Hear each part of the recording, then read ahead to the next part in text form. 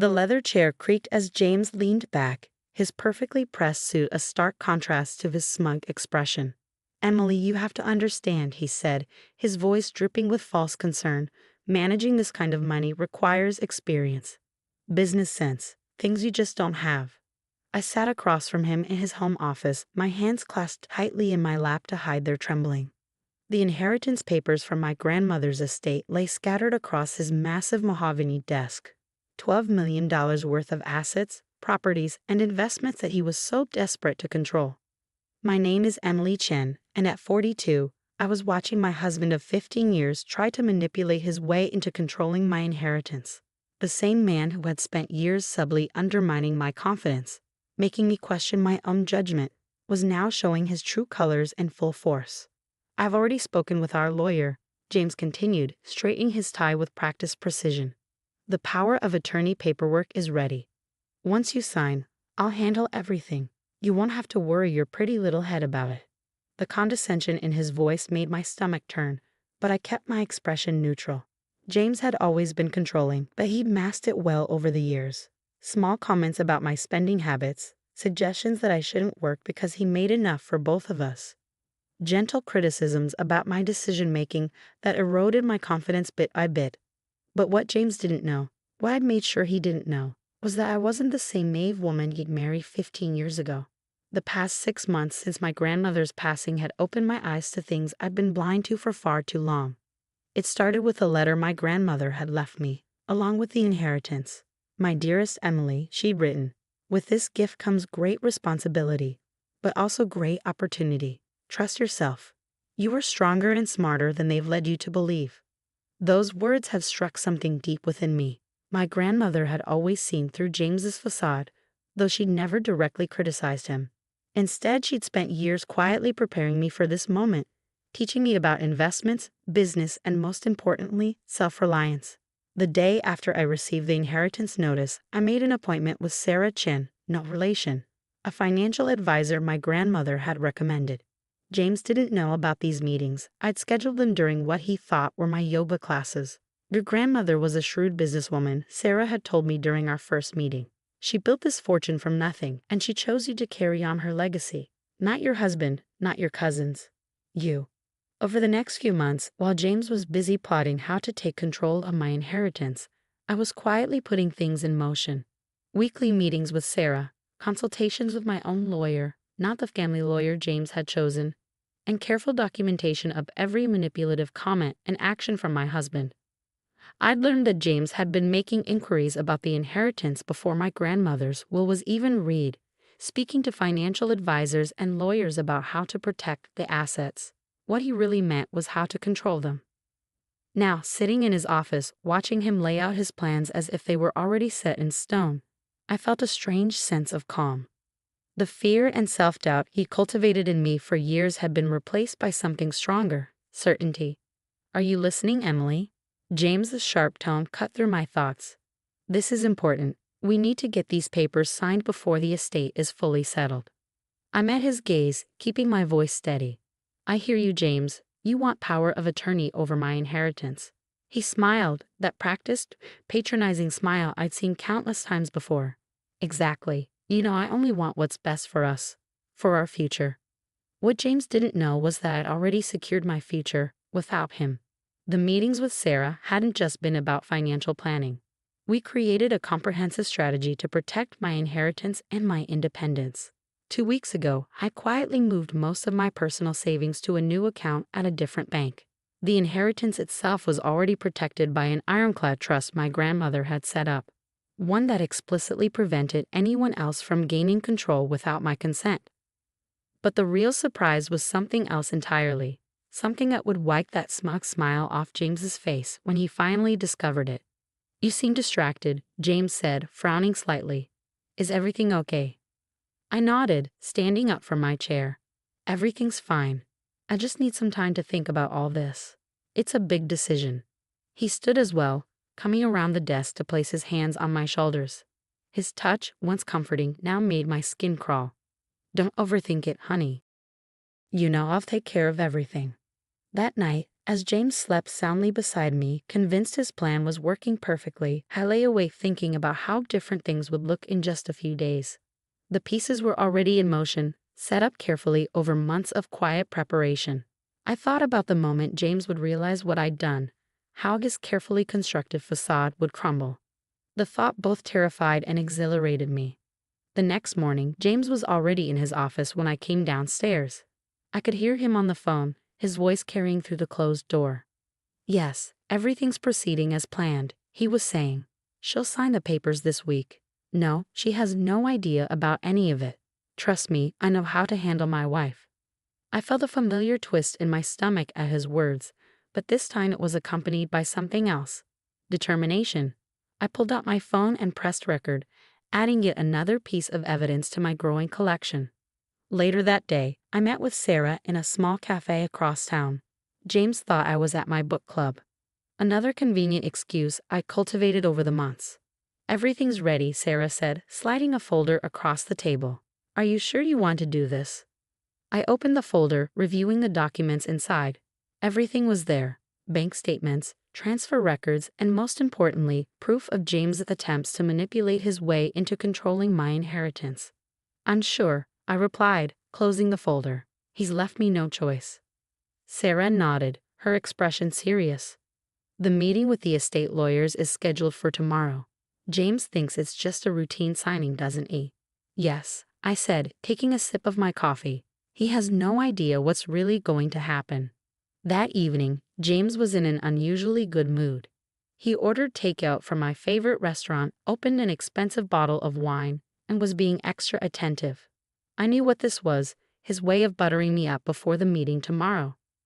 "I've been thinking," he said as we sat down to dinner. "After we get everything sorted with the inheritance, we should take a vacation. Maybe that trip to Europe you've always wanted?" I smiled, playing along. "That sounds lovely." He reached across the table to take my hand, his thumb stroking my palm in what he probably thought was a soothing gesture. "I know all this legal stuff has been stressful for you, but after tomorrow, you won't have to worry about any of it.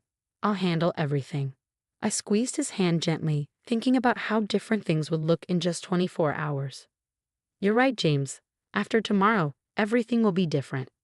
As we got ready for bed that night, I watched him go through his usual routine, checking his phone one last time, setting out his clothes for tomorrow, meticulously arranging everything just so. James had always been about control, about maintaining the perfect image. "Big day tomorrow," he said, climbing into bed beside me. "Try to get some sleep." I lay there in the dark, listening to his breathing even out as he drifted off to sleep. Tomorrow would indeed be a big day, just not in the way he expected. I thought about the past 15 years, about all the little moments that had led to this.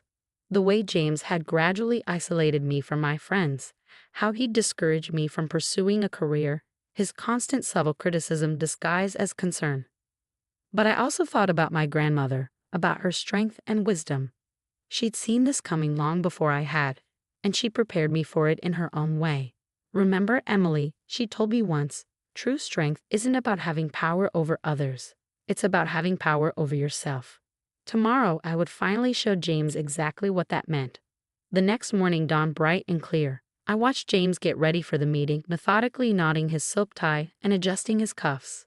Every movement precise, controlled, just like everything else in his life. "Wear something professional," he said, eyeing my casual attire with disapproval. "First impressions matter, even if it's just a signing."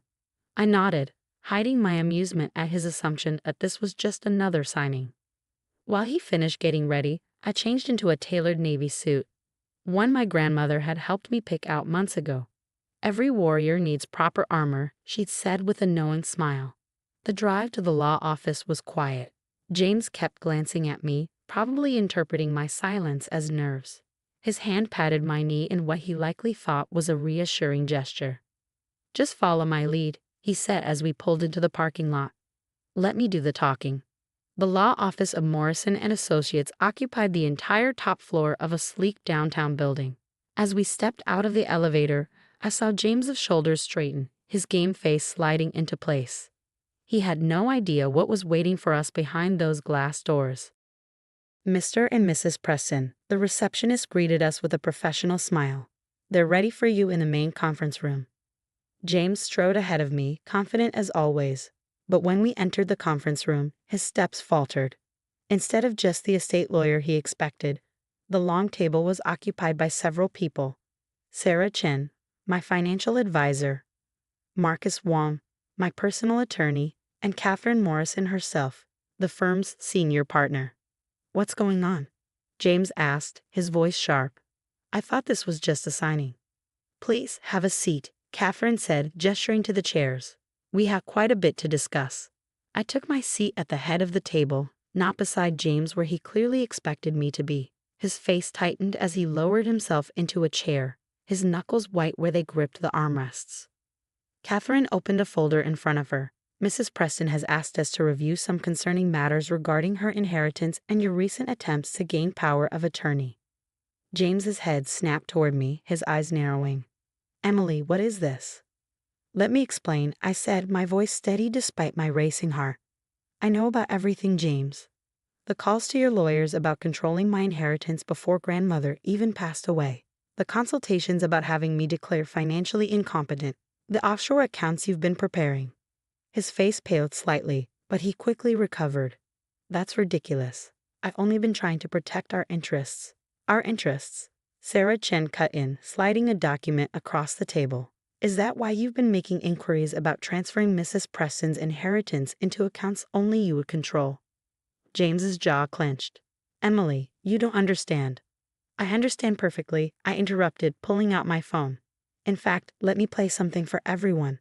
I pressed play, and James's voice filled the room. "Yes, everything's proceeding as planned. She'll sign the papers this week. No, she has no idea about any of it. Trust me, I know how to handle my wife." The color drained from his face as the recording continued, detailing his plans to gain control of my inheritance through whatever means necessary. "That's just taken out of context," he sputtered, but I could see the panic rising in his eyes. Catherine Morrison leaned forward.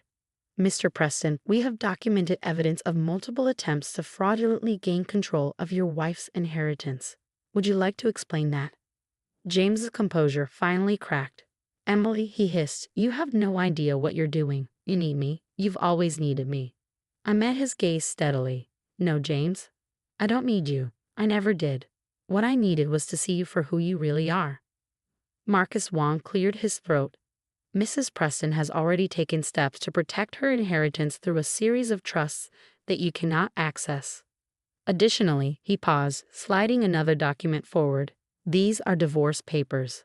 James stared at the papers, his face contorting with rage. "Divorce? You can't be serious. After everything I've done for you?" "Everything you've done to me," I corrected. "The manipulation, the control, the constant undermining of my confidence. It stops now." "You'll never manage without me," he spat, his carefully maintained facade completely crumbling. "You're nothing without me. Nothing." I stood up, placing my hands flat on the table. "That's where you're wrong, James. I'm not nothing. I'm my grandmother's granddaughter, and she taught me better than to let someone like you control my life." Sarah Chen spoke up.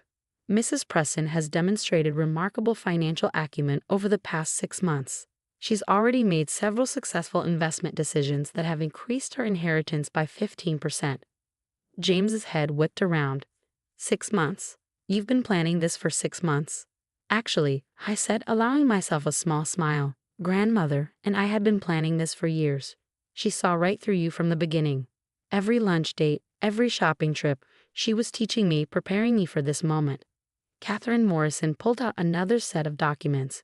"Mr. Preston, given the evidence of your attempted financial manipulation, we're prepared to file charges unless you agree to an uncontested divorce with the terms Mrs. Preston has outlined."